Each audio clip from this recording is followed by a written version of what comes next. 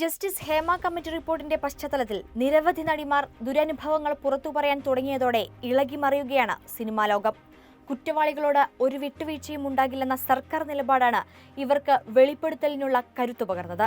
പ്രത്യേക അന്വേഷക സംഘത്തെ കൂടി നിയമിച്ചതോടെ കൂടുതൽ പേർ നിർഭയം മുന്നോട്ട് വന്നു.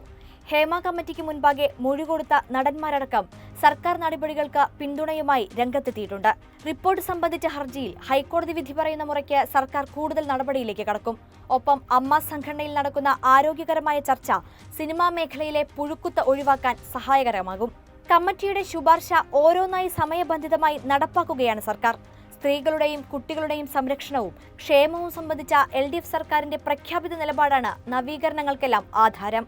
നടി ആക്രമിക്കപ്പെട്ട സംഭവത്തിനു പിന്നാലെ നടൻ ദിലീപ് അറസ്റ്റിലായതും പരാതി വന്ന മറ്റു സംഭവങ്ങളിലും മുതിർന്ന സംവിധായകരടക്കം നടന്മാർക്കും എതിരെയടക്കം കേസെടുത്തതും അറസ്റ്റ് ചെയ്തതിലുമെല്ലാം പിണറായി സർക്കാരിന്റെ നിശ്ചയദാർഢ്യമുണ്ടെന്നത് അതിജീവിതകൾക്ക് നൽകുന്ന ധൈര്യം ചെറുതല്ല.